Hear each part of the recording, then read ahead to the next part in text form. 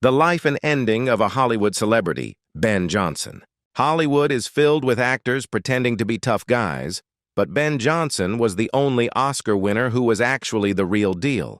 He was a man who told legendary directors to go to hell, performed death-defying stunts that terrified professionals, and became a world rodeo champion while moonlighting as a movie star. He didn't just play a cowboy, he lived it. Yet behind the rugged exterior lay a man of unshakable principles who almost threw his career away over a single dirty script. To truly understand the man who would eventually steal scenes from John Wayne and Clint Eastwood, we have to strip away the red carpets and golden statues. We need to rewind the clock back to June 13, 1918, deep in the heart of Foraker, Oklahoma, on the Osage Indian Reservation. This wasn't the romanticized west of the silver screen. This was the gritty, unforgiving reality of the early 20th century. Ben Johnson, Jr. wasn't born into wealth or artistic privilege. He was born into a legacy of dust, sweat, and livestock. His father, Ben Johnson, Sr., was already a living legend in that part of the country, a champion roper and a rancher whose shadow loomed large over the young boy. Growing up in the Johnson household meant that childhood was short and responsibility came early. There were no drama classes or acting coaches in Foraker. Instead, Ben's classroom was the open range, and his teachers were the unbroken horses that could snap a man's bones in a second. By the time he was just 11 years old, an age when most children are focused on schoolyard games, Ben was already working professionally.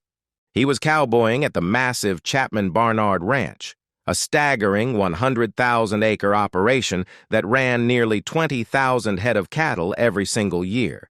It was in this crucible of hard labor that Ben Johnson's character was forged. He was one of dozens of cowboys, living a life of anonymity and grueling physical exertion. The work was dangerous and the pay was meager, but it taught him lessons that Hollywood never could. He learned that respect wasn't demanded. It was earned through competence and grit. He learned that in the face of a stampede or a storm, your ego meant nothing. Only your skills and your courage mattered. This upbringing instilled in him a profound humility that would later baffle the narcissists of the film industry. He viewed himself not as an artist, but as a worker, simply trading the tools of the ranch for the tools of the set. For years, it seemed that this would be his entire life. He was content to follow in his father's footsteps, mastering the rodeo circuit and managing livestock. He had no dreams of fame, no desire to see his name in lights, and certainly no intention of wearing makeup for a living. He was a cowboy, pure and simple, destined to live and die on the Oklahoma plains. But destiny has a funny way of intervening in the lives of extraordinary men. In 1940, the eccentric and powerful billionaire Howard Hughes brought a film production to the region looking for authenticity for his movie, The Outlaw. They didn't need actors, they needed horses, and more importantly, they needed men who knew how to handle them. Ben Johnson was hired merely to deliver a herd from the ranch to the filming location in Flagstaff, Arizona. It was supposed to be a one-time job, a quick paycheck before returning to the real work of ranching. But as he rode those horses toward the movie set, he was unknowingly riding toward a collision course with history that would change the face of the Western genre forever. Howard Hughes, a man known for his obsession with perfection, saw something in the young Oklahoman that day in Arizona. It wasn't just that Ben Johnson could ride, it was that he looked like he was born on the back of a horse. Hughes was so captivated by Ben's skill during the delivery of the herd that he hired him on the spot. Just like that, the ranch hand found himself signed up with the Screen Actors Guild. But Hollywood didn't roll out the red carpet immediately. For the first few years, Ben was a ghost, a stuntman and body double living in the shadows of the era's biggest stars. When you saw Joel McCrea, Gary Cooper, or even the legendary John Wayne galloping across the screen in a blur of dust and glory, you were often watching Ben Johnson risking his neck, while the stars sat safely in their trailers. He accepted this role with the stoic grace of a true cowboy. He knew what he was, and, perhaps more importantly, He knew what he wasn't. He once famously remarked that while everyone in town might be a better actor than him, nobody could play Ben Johnson better than he could. He was content earning a living by taking the falls and throwing the punches that the A-listers couldn't risk. He remained humble, keeping his head down and his work ethic high, treating the glitz of the film industry with the same pragmatic approach he applied to mending fences back in Pawhuska. He was a laborer in a town of dreamers, and for a while it seemed he would remain an anonymous figure in the credits. But fate has a way of rewarding the brave, and Ben's moment of reckoning came in 1948 on the set of Fort Apache. He was working as a double for Henry Fonda, sitting on his horse off camera, waiting for the next setup. Suddenly, chaos erupted. A wagon team, tethered to a vehicle carrying 3 actors, spooked. The horses bolted, and the wagon went careening out of control, dragging its terrified passengers toward a sheer rock wall. It was a disaster in the making, a moment where fiction was about to turn into a bloody reality. The crew froze, but Ben Johnson didn't. Without a second of hesitation or a call for action, Ben spurred his horse and gave chase. It was a scene straight out of an action movie, but the stakes were lethally real. He galloped alongside the runaway wagon, leaning out of his saddle at breakneck speed to grab the reins of the lead horse. With sheer brute strength and expert horsemanship, he managed to wrestle the team to a halt just inches before they smashed into the cliff face. He had saved 3 lives in front of the entire cast and crew. Among the witnesses was the director John Ford, the undisputed king of the Western. Ford was notoriously hard to impress, but watching this stuntman perform a real-life miracle left him stunned. He approached Ben and promised him that such a deed would not go unrewarded. Ben, modest as ever, probably expected a bonus in his paycheck or a pat on the back.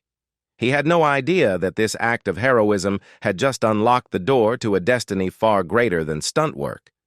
He had caught the eye of the most powerful filmmaker in the genre, and his life in the shadows was about to end abruptly. John Ford was a man of his word.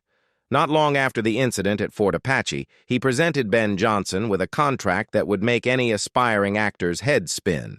It was a 7-year deal, but it was the numbers on the page that were truly staggering. Ben, who was used to earning a meager $30 a month sweating on the ranch, and perhaps a few $100s for delivering horses, stared at a contract offering him a salary that seemed like a misprint. The studio was offering him $5,000 a week.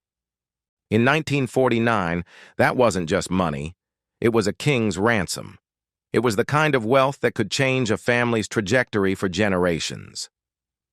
Ben stopped reading, grabbed a pen, and signed immediately. The days of struggling to make ends meet were over. With Ford's backing, Ben graduated from the anonymous stuntman to a featured player. He began appearing in classics like Three Godfathers and She Wore a Yellow Ribbon, holding his own against the very icons he used to double for.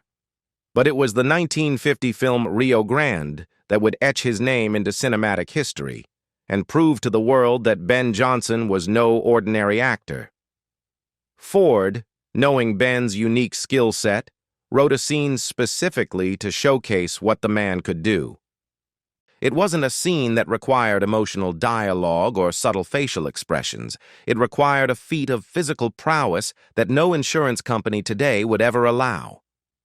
The scene called for Roman riding, a dangerous and archaic technique where a rider stands with one foot on the back of one horse and the other foot on a second horse, riding them in tandem at a full gallop. Alongside fellow actors Harry Carey Jr. and Claude Jarman Jr., Ben performed the stunt himself. There were no wires, no CGI, and no camera tricks. It was just Ben Johnson, standing tall on 2 thundering beasts, showcasing a level of balance and bravery that was mesmerizing to behold. That moment cemented his reputation in Hollywood. He wasn't just an actor pretending to be a cowboy. He was a virtuoso of the saddle, performing feats that authenticated every frame he was in. However, entering John Ford's inner circle came with a heavy price.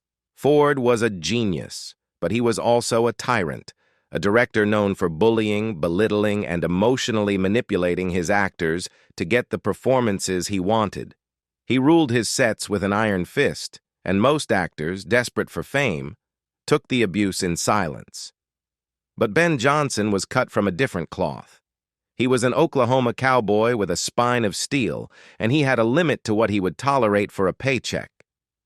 While the audiences were cheering for Ben's heroics on screen, behind the scenes, a storm was brewing between the star and his mentor. The clash between the domineering director and the stubborn cowboy was inevitable. It wouldn't be a matter of creative differences. It would be a battle of respect. And when the explosion finally came, it would result in a feud so bitter that it would exile Ben Johnson from John Ford's movies for over a decade. The inevitable explosion between Ben Johnson and John Ford wasn't a matter of artistic differences. It was a clash of dignity. Ford, a director accustomed to absolute obedience, thrived on breaking his actors down to build them back up in his image. But he miscalculated when it came to Ben Johnson. During a heated moment on set, Ford tried his usual intimidation tactics, berating the cowboy in front of the crew. Instead of lowering his head and taking the abuse like so many others, Ben looked the legendary director in the eye and told him exactly where he could go: straight to hell. It was a career suicide mission. In the tight-knit studio system of the 1950s, crossing John Ford was like crossing the mafia. The fallout was immediate and severe. Ford, nursing a bruised ego, blacklisted Johnson from his productions for over a decade. The steady stream of high-profile work evaporated, and Ben found himself exiled from the very empire that had made him a star. For a lesser man, this would have been the end of the line. But Ben Johnson viewed Hollywood as a job, not an identity. If one boss didn't want him, he would find another, or he would simply go back to the ranch. This refusal to beg for forgiveness only added to his mystique. He drifted through various roles, keeping his skills sharp, waiting for the industry to catch up to the grit he brought to the screen. That opportunity arrived with a new breed of director, a man who despised the romanticized, polished westerns of the past. His name was Sam Peckinpah, known affectionately and infamously as Bloody Sam. Peckinpah was crafting a masterpiece called The Wild Bunch, a film that would shatter the wholesome image of the Old West and replace it with sweat, dirt, and visceral violence. He needed actors who looked like they had actually lived a hard life, not pretty faces from a casting catalog. In Ben Johnson, Peckinpah found his muse. Ben was cast in the 1969 epic, a film that redefined the genre with its brutal realism and moral ambiguity. Working with Peckinpah was chaotic, but it was a perfect fit for Johnson. Unlike Ford's psychological games, Peckinpah respected authenticity above all else. He revered Ben for his history, his horsemanship, and his quiet strength. In The Wild Bunch, Ben didn't just play a desperate outlaw. He embodied the dying spirit of the frontier. The film became a cultural landmark, proving that Ben Johnson didn't need John Ford to be a legend. He had survived the exile and emerged as an icon of the revisionist Western. Yet, even as he conquered the new era of cinema, a different kind of hunger was gnawing at him, a desire to prove himself in an arena where there were no scripts and no second takes. While Hollywood offered fame and fortune, it could never replicate the adrenaline of the rodeo. For Ben Johnson, acting was a profession, but roping was a passion that burned in his blood. In 1953, right in the middle of his acting career, he made a decision that baffled his agents and managers. He stepped away from the movie sets, turned his back on the easy money, and returned to the dirt and danger of the professional rodeo circuit. He wasn't doing it for a movie role. He was doing it to see if he still had what it took to run with the best in the world. This wasn't a celebrity publicity stunt. Ben joined the Rodeo Cowboys Association just like any other competitor, paying his entry fees and sleeping in cheap motels. He traveled across the country, competing in team roping, a discipline that requires split-second timing and telepathic communication between two riders. The competition was fierce, filled with men who did nothing but rope every single day of their lives. But Ben had an edge. He had been doing this since he was a boy in Pawhuska. He chased steers with a ferocity that stunned the crowds, proving that the guy they saw on the silver screen wasn't an act. The climax of this journey came at the end of 1953. Against all odds, the Hollywood actor roped and tied his way to the top, earning a staggering score of 12.5 seconds in the final rounds. When the dust settled, Ben Johnson was crowned the team roping world champion.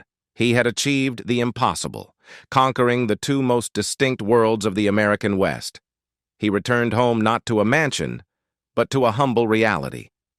As he later joked, he came back with a world championship buckle, a worn-out automobile, and a mad wife, having barely $3 to his name. He had spent his savings chasing the dream, prioritizing glory over financial security.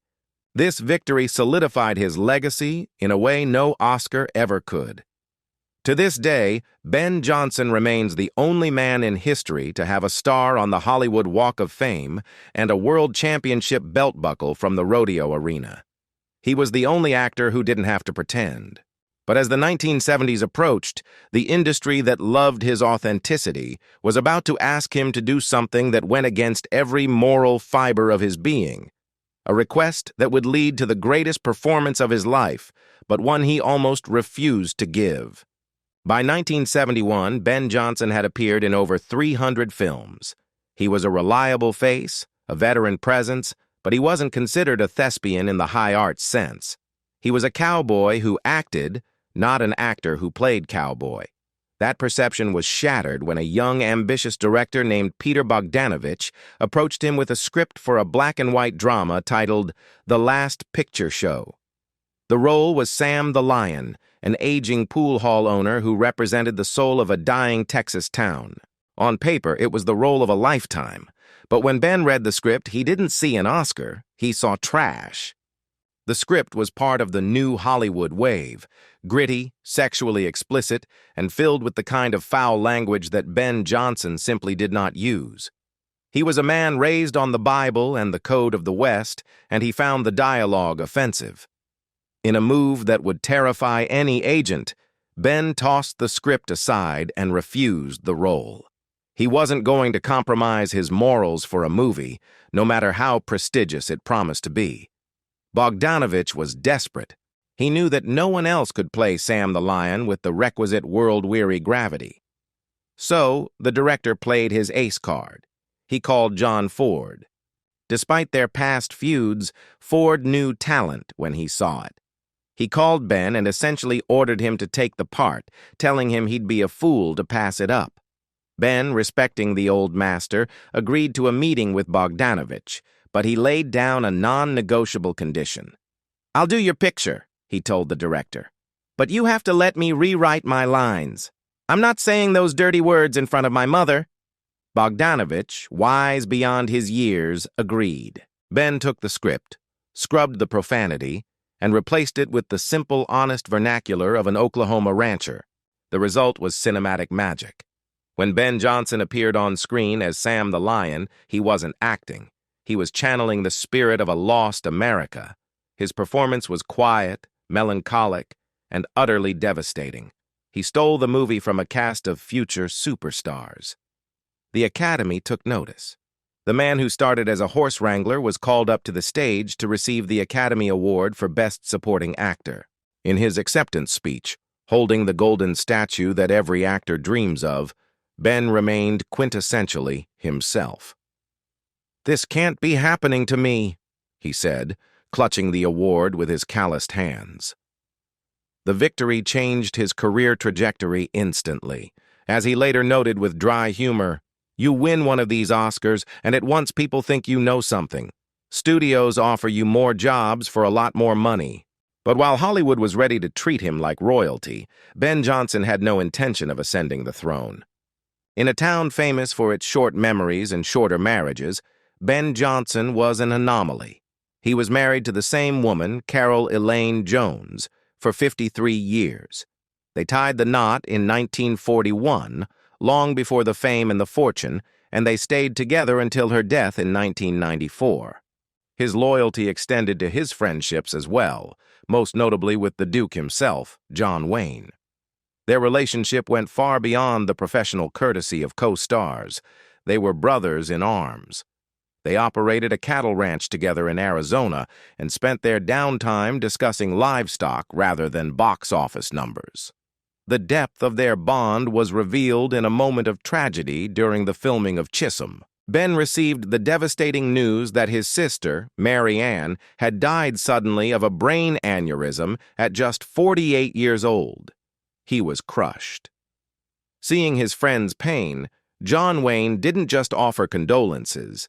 He immediately chartered a private plane to fly Ben back to Oklahoma so he wouldn't miss the funeral. It was a gesture of respect between two men who lived by a code that was rapidly disappearing from the world. As the years rolled on and Hollywood continued to evolve, Ben found himself increasingly at odds with the industry. The golden age of westerns was dead, replaced by movies that Ben felt were cynical and grotesque. He was vocal about his distaste for the new generation of films that relied on shock value rather than storytelling. "They're putting all this flesh on them, all these freaks," he lamented in an interview. He hated the idea that a family couldn't go to the movies together without being bombarded by filth.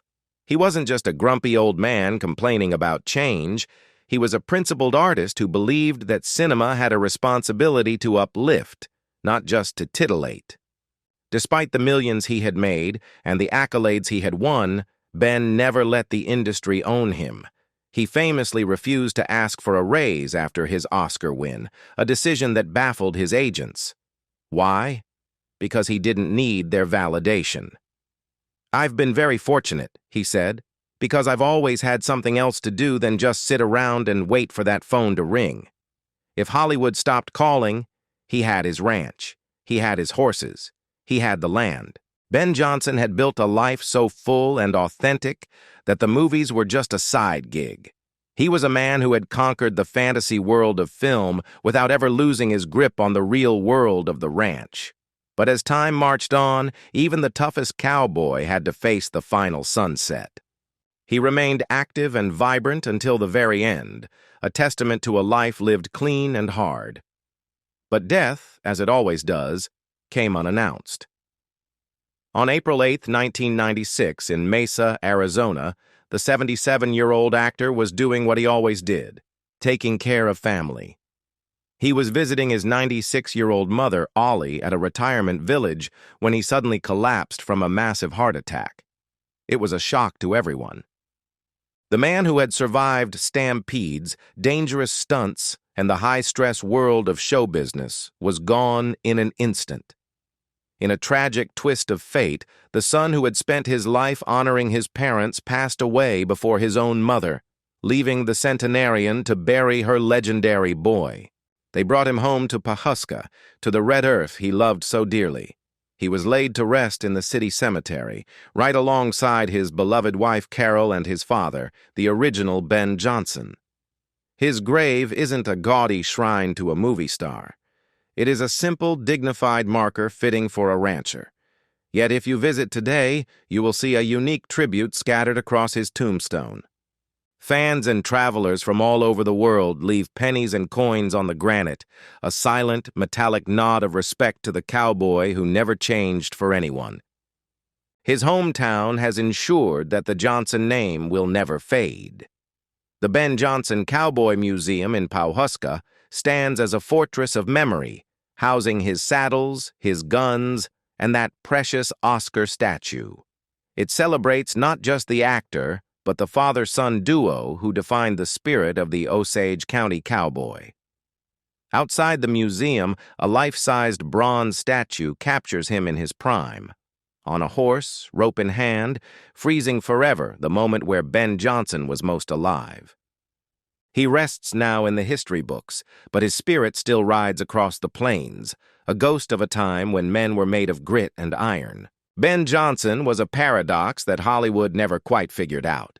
He was a man who won the industry's highest honor, but valued a rodeo buckle more. He was a stuntman who became a star, a roughneck who became a gentleman, and a celebrity who remained a common man. In an industry built on pretense and make-believe, Ben Johnson was the rare, unvarnished truth. He proved that you didn't have to sell your soul to succeed. You just had to be good at what you did and stand by your word. He was the only man in history to conquer the world of cinema and the world of rodeo, leaving a legacy that is unlikely to ever be repeated. Today, when we look at the polished, media-trained stars of the modern era, the rough-hewn authenticity of Ben Johnson shines even brighter. He reminds us that character isn't found in a script. It's found in how you treat people when the cameras aren't rolling. He lived by the golden rule and died with his boots on, leaving behind a blueprint for how to navigate a world of artificiality without losing your real self. So, what do you think? Was Ben Johnson the greatest authentic cowboy to ever grace the screen, or is there another legend who holds that title in your heart? Let us know in the comments below. If you enjoyed this ride through the life of a true American icon, please give this video a like and hit that subscribe button. Don't forget to ring the notification bell so you never miss out on our next deep dive into the legends of the past.